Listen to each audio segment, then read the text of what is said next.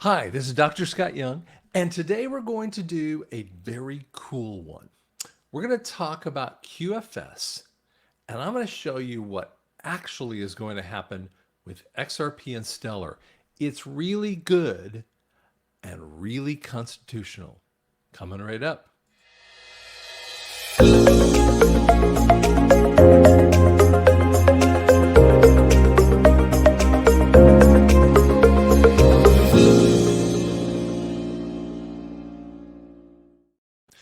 Do me a favor. Can you like and subscribe? But really, subscribe. That's really important to me. I know you guys love to leave comments, and I love them. But subscribe. Share this around with people. It helps me out, man. I don't ask any money from you, but I do ask this one. Okay. So let's get into it here, and I'll show you what we have. So QFS and XRP, can they exist together? There's a lot of miscommunication upon this topic. So let's talk about what this actually means. Now, remember, drscottyoung.com. You can go on there. You can download kind of cool information. All you do is leave your name and email, and I don't even look at that stuff. It just goes in our database. And if we ever mailed out something or emailed something out, we're just trying to share with you what's going on. That's all. I'm not trying to take anything from you. Okay. So again, these are the Telegram, the Twitter, the TikTok. If you see anything different than these, block and delete. It ain't me. I'm trusting you to do the right thing because I'm not going to go off and sell you crap crypto. And I'm not talking about XRP. I'm talking about that crappy QFS crypto. That is a fake situation through and through. So note these. If you need to make a screenshot of it, do it right now. Okay? All right. So the basics of the QFS. Now, the quantum financial system was created at the same basic time frame as Bitcoin. This is not really well known. Actually, almost no one knows this. And I only found out about it years later after this really happened. And frankly, I didn't even understand this. And I'm going to be truthful. I didn't understand the QFS much in the 2020. I really barely understood XRP and what was happening with it too. So listen, people have beat me up over that issue. And guess what? I learn all the time. And we need to always learn. But here's the thing. What the QFS happened at the same time Bitcoin was happening. You got the QFS going in secret tandem. And it's because in 2008, during the height of this massive crisis, that they were screwing around with the arms and all the other things through the mortgage industry, taking us into the Great Recession, which is also a false flag event. And what they did is they tried to bring the money into America to bring out NESARA. And the QFS was just another way for the White House to bring this money in. And so this is the mechanism because we're going to delete the Fed. Now, this is why we see truthers who don't understand whether they're in the R.V. issue or they're in NESARA or they report on it and they get all kinds of crazy information and they don't understand it. It sounds a lot like XRP, but the QFS is a tokenized system. It's a blockchain system, which means you can look backward and forward through transactions. Someone can't steal this. And if they did, which we've never seen anyone steal this kind of thing, but if they started using it, or let's give you an example, and we're going to talk about this. If you had a through port and you'll have a through port ability, just like a bank account. It's not more complicated than that. But let's say your wife or ex-wife or whatever was in there and taking in your money. You'd find it. It's real simple to figure out. So you kind of want to be more careful. And all this scamming and stuff like that, it gets fixed. It gets fixed by this stuff. People stealing credit cards, stealing different things, man, that stuff doesn't happen to QFS. It's because it's going to be housed for each country to make them sovereign. It is not about a centralized thing. It's a decentralized sovereign issue. Canada has to have her own, Australia, UK, America, everyone will have her own system. Okay? So, and they will have the choice to do it. So, for instance, British, and I don't even know what they're gonna call theirs. If they have the new pound or whatever they want to say, it's gonna be asset backed or gold backed, right? Venezuela, we are here. Venezuela might be oil backed, but they better have some assets in the middle of it, because and that will actually set a price. So you have to, when you asset back thing, you set the price for it. So for instance, gold is not going to go up and down in price. 5 seconds after the NESARA thing sets in, when the QFS is the only thing there, gold, for instance, in America, is going to be set to a number. And I'm making up a number. Don't quote me on this. I'm just making up a number. Let's say it's $5,000. I know of a guy that's talking about 27,000. I don't talk about the crazy people in the 100,000 kind of thing. But let's just say it's 5,000. It will stay right there, no matter what, unless there is some act of Congress, exactly what has to happen before it changes. Now, the old currency in other ways can be switched in, and we'll talk more about that. But this plan of doing this is to build back the value that the people have, so they're not being stolen from. You see, every other time frame, like the first Iraqi war, was all about stealing from those people. So they devalued their currency. So if you, I'm making up a number, so just listen to me for a second. It's just the made up conversation. A $20 bill, which they didn't have that, but let's just say it's a $20 or 20 note bill, okay, was instantly worth only 5 note. So it went from 20 to 5. And I'm just giving you as an example. What it meant is that whatever you could buy before, you could buy this much with 20 bucks, 20 or 20 notes, right? It was that same 20 note only was a value of 5, or whatever that value system was. And it goes exponential with countries like Iraq, with the Vietnam area, with the Bolivar and Venezuela. And you wonder why those things. It's because they had massive inflationary issues with fascist regimes and war after war after war. This is what they do. We're flipping this sucker on its head. And that's why most economists don't believe that, because they think the evil guys would come in and screw with us. And I'm like going, because this is white hat only. Okay. I get people asking me all the time about CBDC, central bank digital currency. Oh my God, it's going to be the mark of the beast. And I'm like, would you calm down? CBDCs are a central component, to use their term, of the Great Reset. It's so key, it's not even funny. A fiat currency means it has no value other than the confidence of the morons that tell you what it is. And inflation deflates the value of a currency. Deflation increases the value of that currency. So when I say deflation, it means it's improving the value of that currency. When I say inflation, it devalues your buying power. That's why when people say you're going to be able to buy things at 1950s pricing, what are you talking about?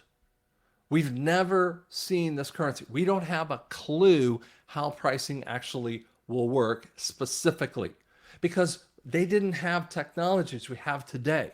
A car has many more things within it than a car in the 1950s. You cannot compare them. That is economic silliness. Okay? Now, the central bank digital currency is dead. How do I know some of this stuff? Well, the QFS, USN for America, is already set, and all the other countries have their own QFS, which is called NESARA.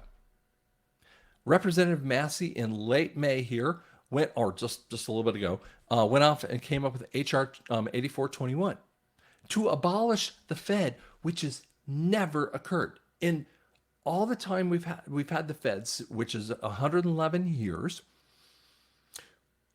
No one's proposed to do that. Now, don't think that they're going to do this, okay? This is a communication, okay? Do you know that 22 of the states have already said, we're not doing the central banking thing, or we're not doing the Fed? They've already said this. And it's just how it's happening.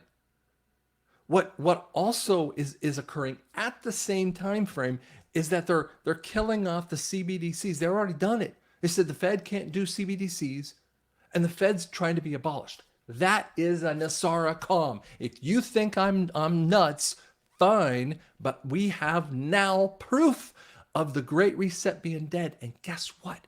Donald Trump actually did it in April of 2020. I saw a truther who doesn't know her stuff and said that Donald Trump has failed us. And I'm like going, you don't understand. We already beat the Great Reset back in 2020. We're just waiting for the war to be over. And the more that we see this kind of stuff, the quicker and the closer that we are. Okay? What does the Constitution say about a currency? A currency can only be created by the people and for the people.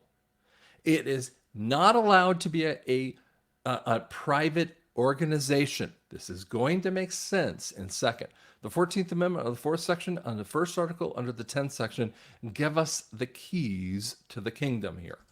So the 4th section says the validity of the public debt of the United States authorized by law, including the debts incurred for payments of payment of pensions, which means something that the government would pay out, bounties for services, which means whatever. Bounties don't mean like a bounty hunter in that way. We're talking about, this is old type of wording done in 1868. Okay, before the fixed constitution, many of you heard in 1871 when the corporation occurred. So this is pre-corporation. Okay, bounties would mean just payments that the government would make for services.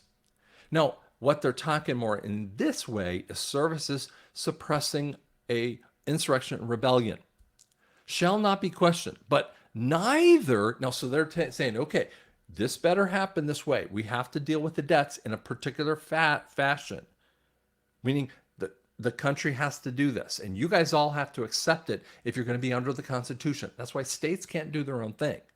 They can say, we don't want to be a part of it, but then they wouldn't be part of America anymore. And there has been conversation that people have said that Hawaii wants to cede away from the country. Maybe, I don't know. I'm not going to worry about that. I can't worry about things I don't know about yet. And none of us do. Okay? Don't get all sideways on that stuff. Now, let me tell you the but. The but is a caveat. But neither the United States or any other state shall assume or pay a debt obligation incurred in the aid of insurrection. And you think of insurrection like January 6th. That is not the insurrection it's talking about. No, this is sort of referring to the Civil War, where the southern states created their own currency. But Lincoln actually created the greenback dollar too. So both sides were trying to create their own currency outside of this cabal that kept coming in with the central banks. And they say a rebellion against any of the United States or any claim for loss of emancipation of slaves, which is a big deal, right? Such debts and obligations shall be held illegal and void. So what it's saying here, and I'm going to take this off the screen because I want to give a little bit more context. What the 14th Amendment under the fourth section, which is, by the way, referenced by Donald Trump in Executive Order 13818. What it says is that if you have crimes against humanity, we're going to block your property. And it goes at like 6 different ways you're going to block the property, right? And what that means is we're bankrupting you. And the Biden administration has redone that executive order that would hang them. If you don't understand, that administration is doing what the good guys are telling them. You're missing it. Now, they don't do everything the good guys tell them, but they're saying specifically, you better do this now. Do it. You don't have any choice. No, they get to go off and be crazy. So it's a complicated circumstance here, right? But that gives you some clue that this is happening. And if you listen to Derek Johnson and I, both of us, we talked about Executive Order 13848, which is in the 14th section under the 14th Amendment under the 3rd section, which talks about elections. Holy cow, guys. They're talking all about it. It gave the slaves the right to have be part of the election process. But guess what? You're debt slaves.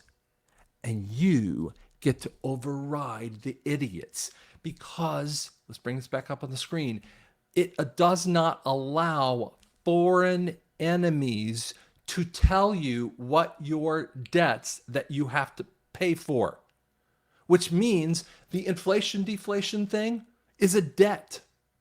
So fiat is a debt too.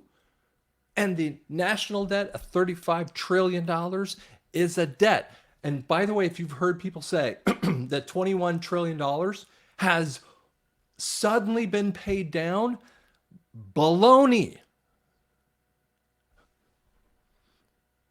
Why would I write a check to the cabal to tell them, hey, there you go, we paid you down so we didn't have to pay off that debt? You don't give them money back. You say, screw you, I'm not paying that.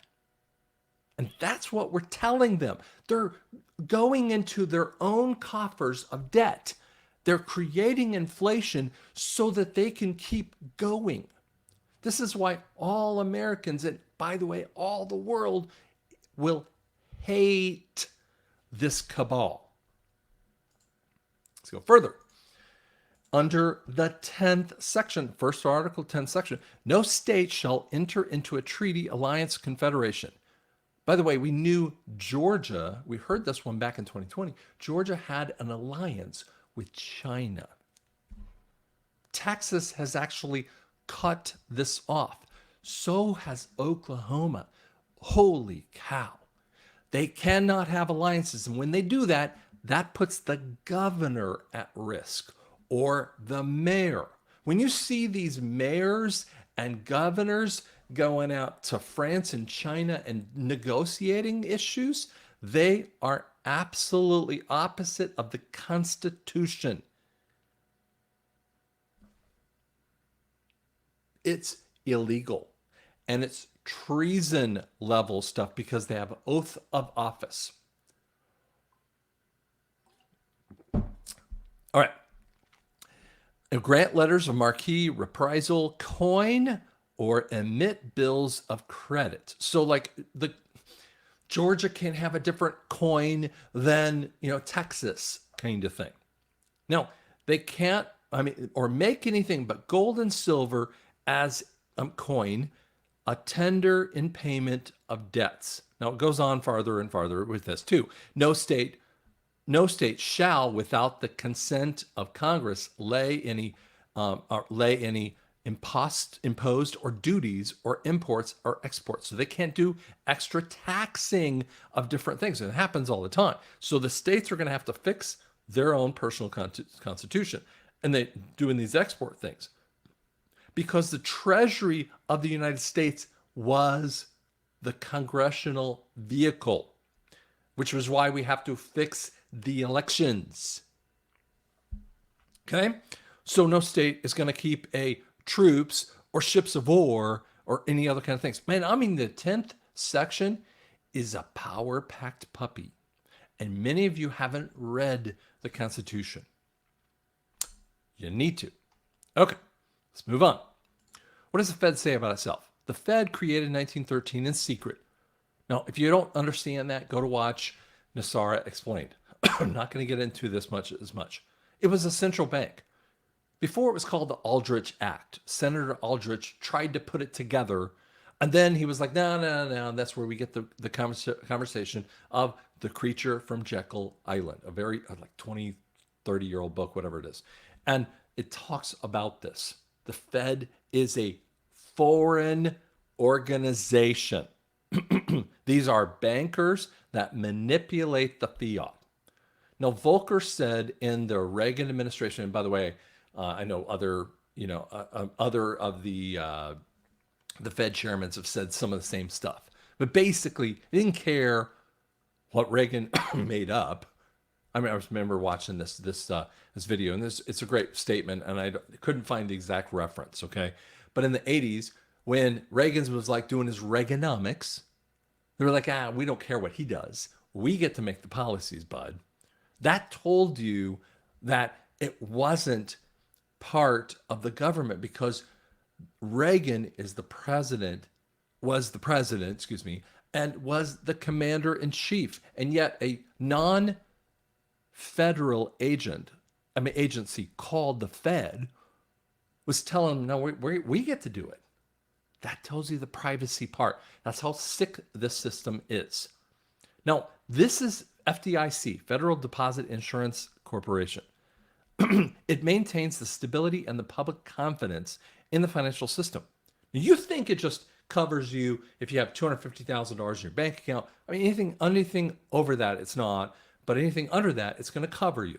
Now, by the way, don't freak out about the banks. Well, take your money out of the banks. Well, first off, FDIC is covering you up until that time frame. After that time frame, no one can touch your accounts in the QFS. That's the way this works. It will take you outside of the systems. Now, what it does, the FDIC insures deposits, examines, supervises financial institutions, so they're over top of those. The Fed is over top of all banking people. Now, they have 13 bankers, banking places like Chase and Wells Fargo, PNC Bank, blah, blah, blah, blah, blah. And what they do is that they're over even top of the smaller organizations, the smaller banks, who have to be responsive to the Fed, and they don't have any choice. They're going to be set loose of this. Now, the big Chase ones, they're going to lose the confidence of all the consumers, and they might just go away, but it will be a slow burn before they go away. Okay. They work to make large and complex financial institutions resolvable. Oh, what? The FDIC was created in 1933 in response to thousands of bank failures. They created them. 1933 is when they took us off the gold standard. They made everyone at a $10,000 fine give back their $20, their money, and they got $20.60 per ounce of gold. So they had to give her their actual gold. 1 year later, it was up to $33. So they not almost, but like 70% increase, which means they deflated our currency or created an inflation that worsened the Great Depression. They were in charge of screwing with the Great Depression. This is a private agency through and through. This is the problem, this is the problem with private organizations running a currency. What do the courts say?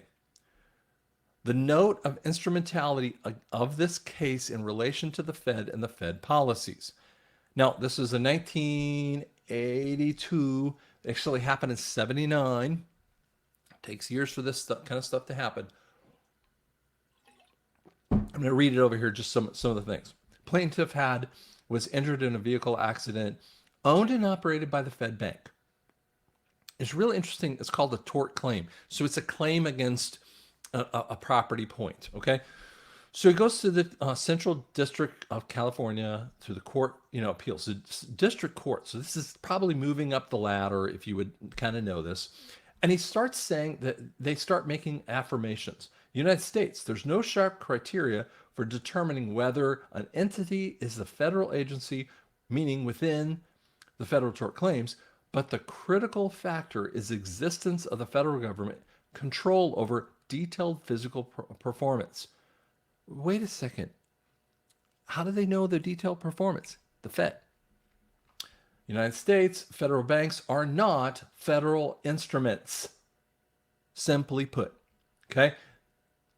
Federal banks, the reserve banks are deemed a federal instrument to be federal instruments for purposes of immunity from state taxation. Oh, this is the sovereignty rule. They are sovereign. They're outside of the tax system.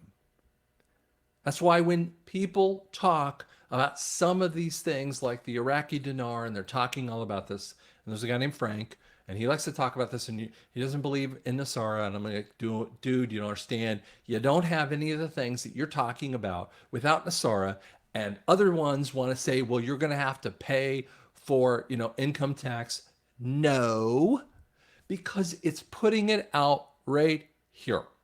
The Fed and the taxation points happen because the Fed is sovereign. The QFS is going to make you sovereign. Think back on what Trump said in his inauguration in January 20th, 2017. I'm giving the power back to the people. And he had the military guys behind him. Okay. So now we proved that they are a private organization. Now, what about the Stellar Network? It's a cool network, okay? They're ISO 222. And people go, they're ISO 222, come on. I'm like, I know. They're a good thing, but they are not the currency. Now, listen to me close, because Stellar runs XRP, XLM. They are a proof of agreement consensus mechanism. What the flock does that mean? It means that they have ability to move through their blockchain capability, moving funds back and forth.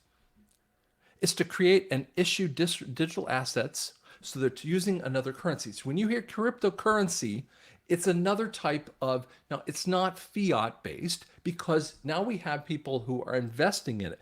So they're using their fiat to invest in this crypto.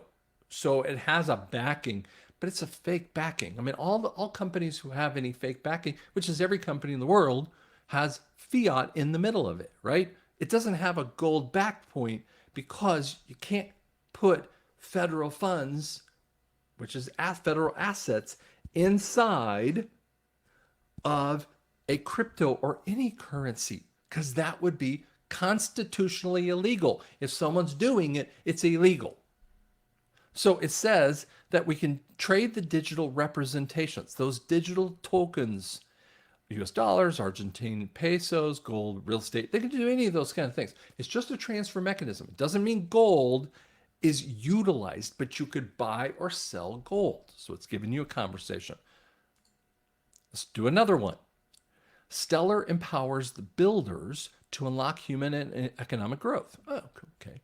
Powerful decentralized blockchain. That's why people think, oh, that's the QFS. No. I'm going to show you how this is going to work. It's really kind of cool.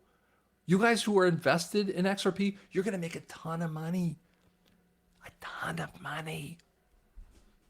Chill, okay? Don't get all mad at me. I'm trying to share with you how it works. Gives the developers the tools to create experiences like cash than crypto, with using it cash than crypto. It's a fast, cheaper, and efficient means of transferring money. Do you see my point that I'm going to show you here? It's a scalable, affordable thing. And I want to just kind of show you a couple things.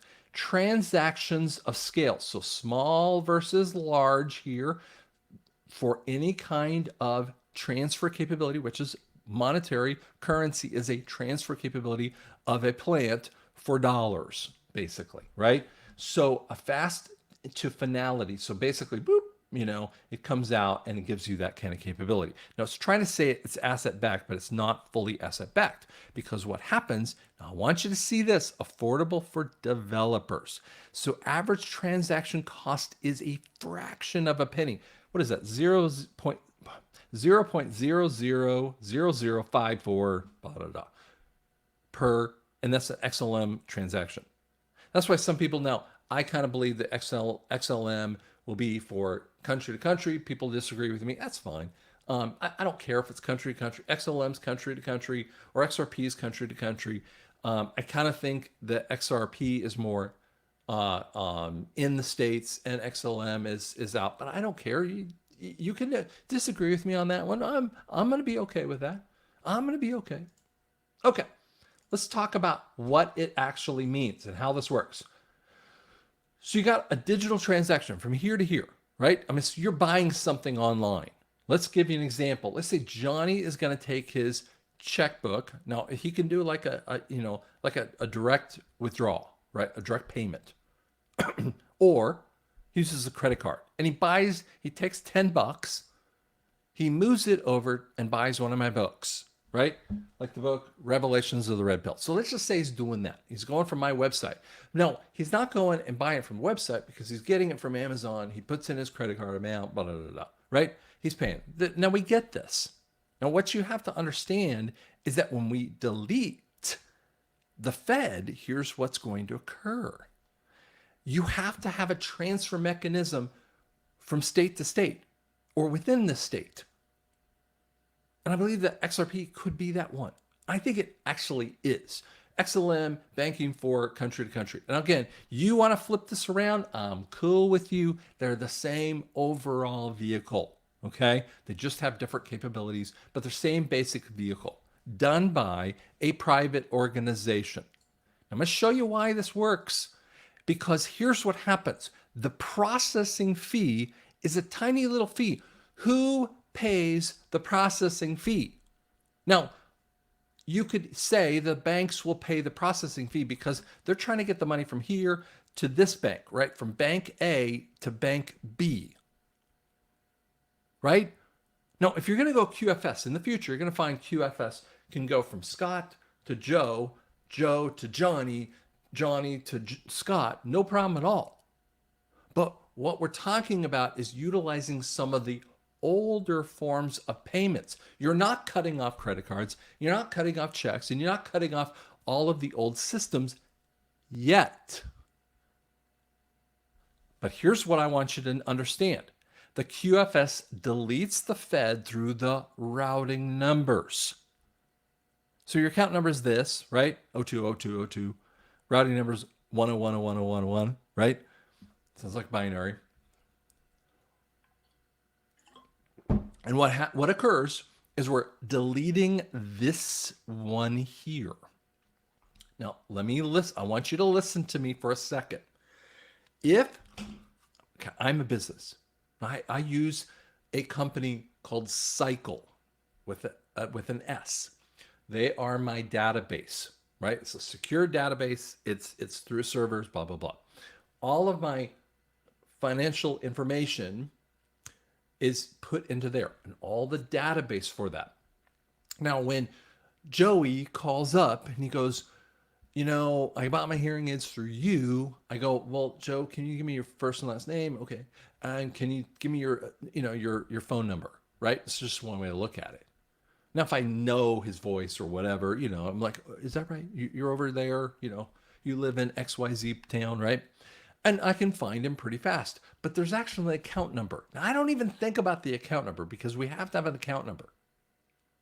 But let's just say, like when I went through my miracle healing, the problem that happened, the insurance company was trying to tie together two different sources. So you got three different, Scott, and they're trying to charge me for everything. I'm like, no, no, no.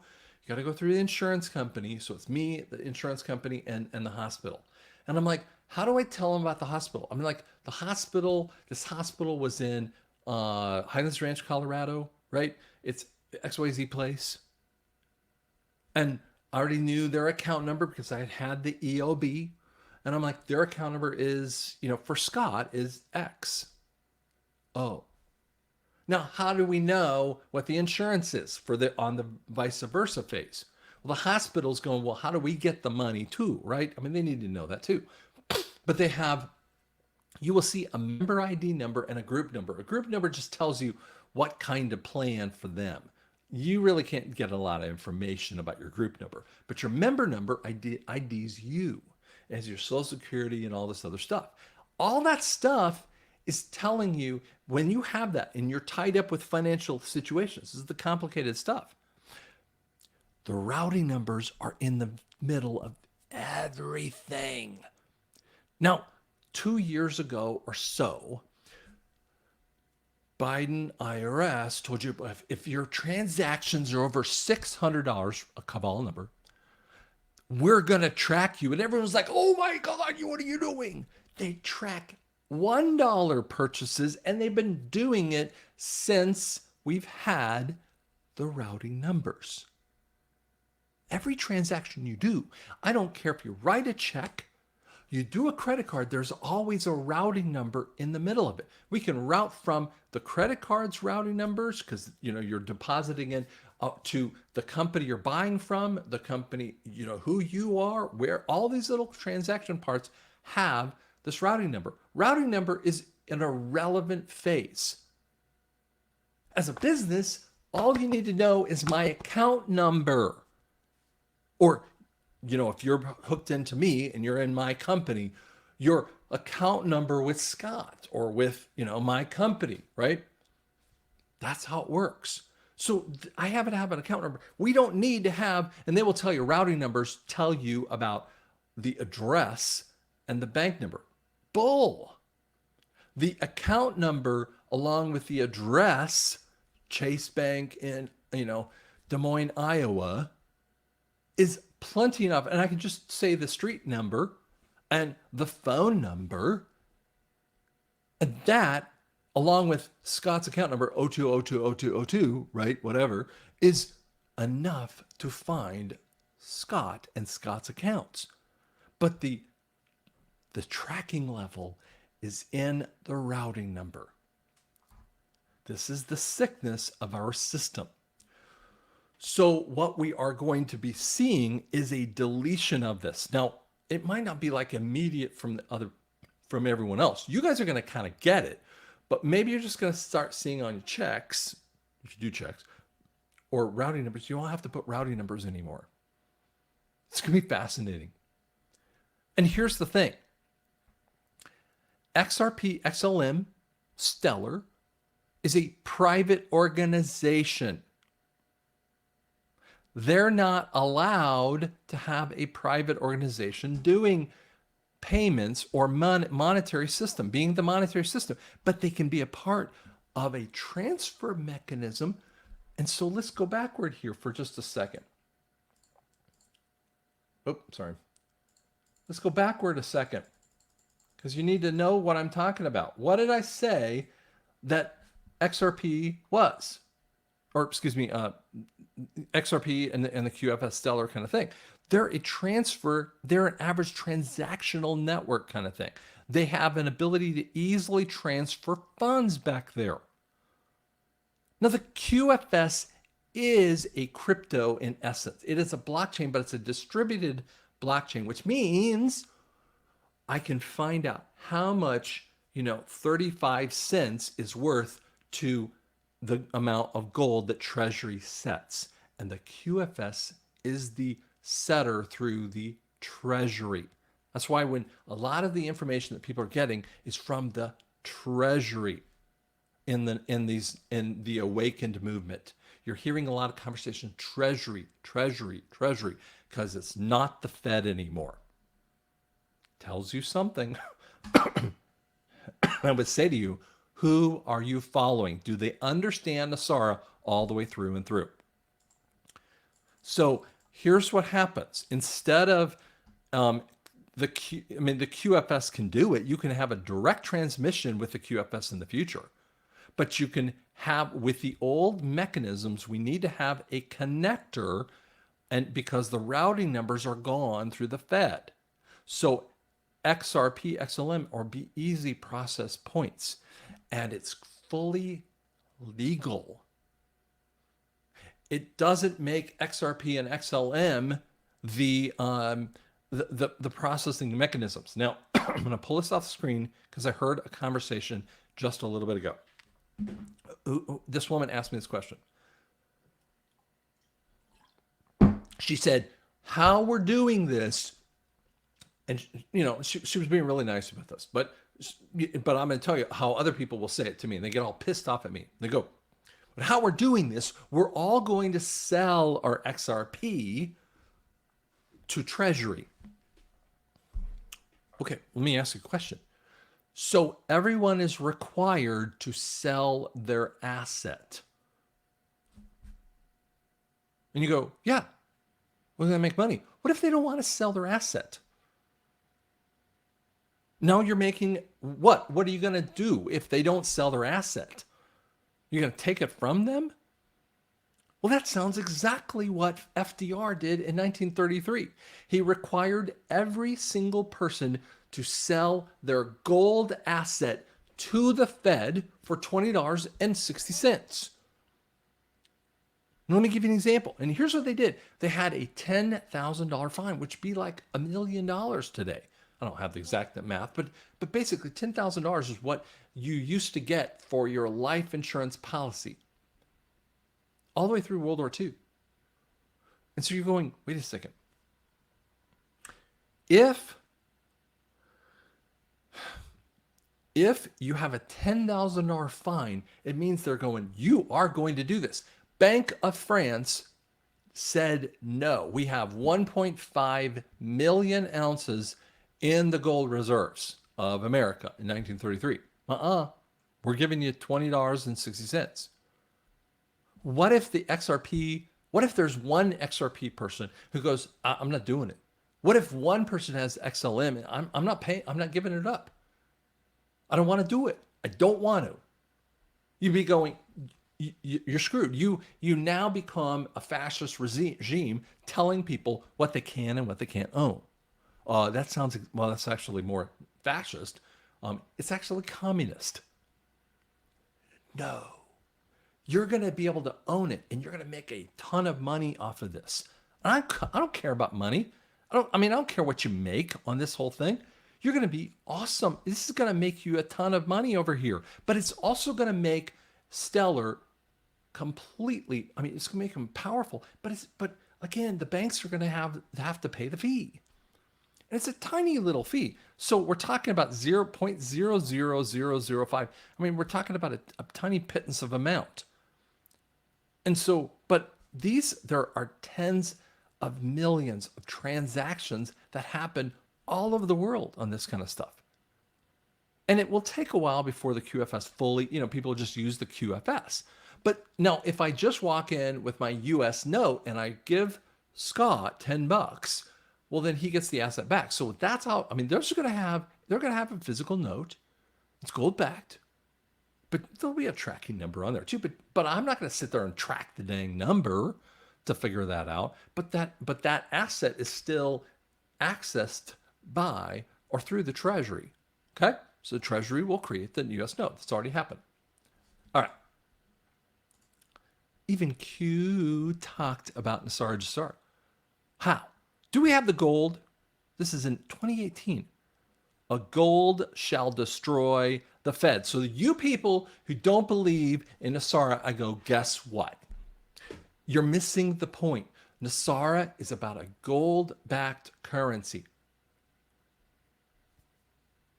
End of story right there. You understand? It's a gold-backed currency and it destroys the Fed. Q said it. It's a deep calm that I look at all the time when I want to tell someone, Guys, wake up. What are the benefits of the QFS? Complete privacy from hackers. You can't get in the middle of these. You can't get in the middle of Bitcoin.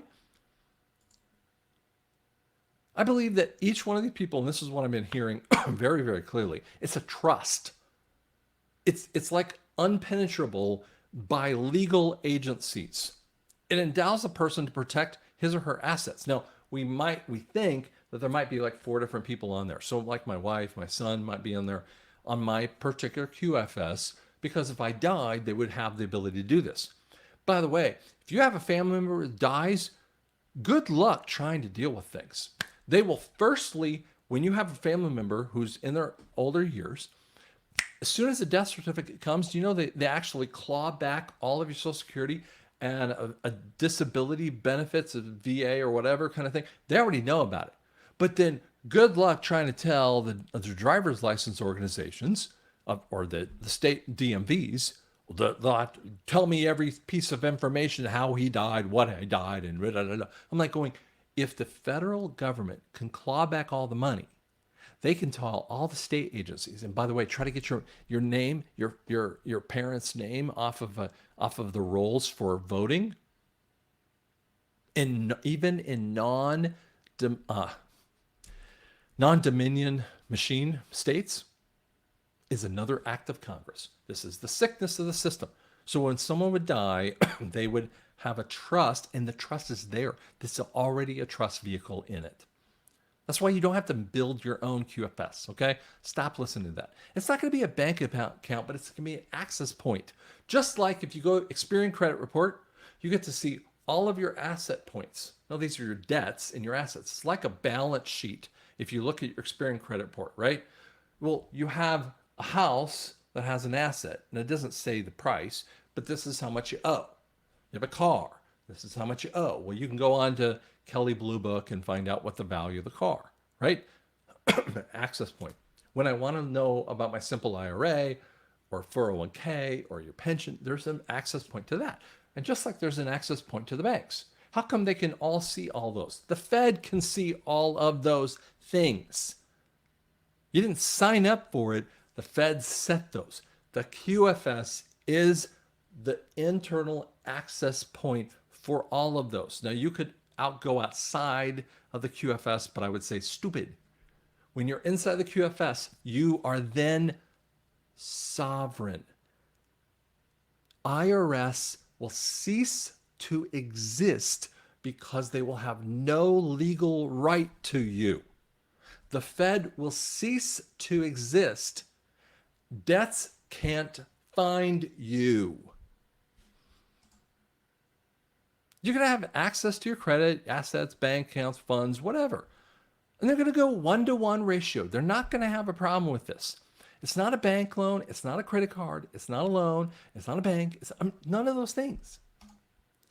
It's not purchasable. You can't buy QFS crypto and you blame me that I sold it to you. I didn't sell it to you. Some Indian company, some British company went off and a scammer did it. You lost your money. Sorry, but that's the case. The Constitution creates a monetary source. For America, it's the Treasury with the U.S. note backed by gold. Guys, this is so cool when you understand the systems that we are going to. XRP, XLM is not going to be gold backed or silver backed because that would take physical assets from the nation and apply them to a private company. If you did that, you would have Stellar as the new Fed or the new cabal. That is illegal. But I just showed you how we can utilize XRP, XLM, and all these little cool vehicles.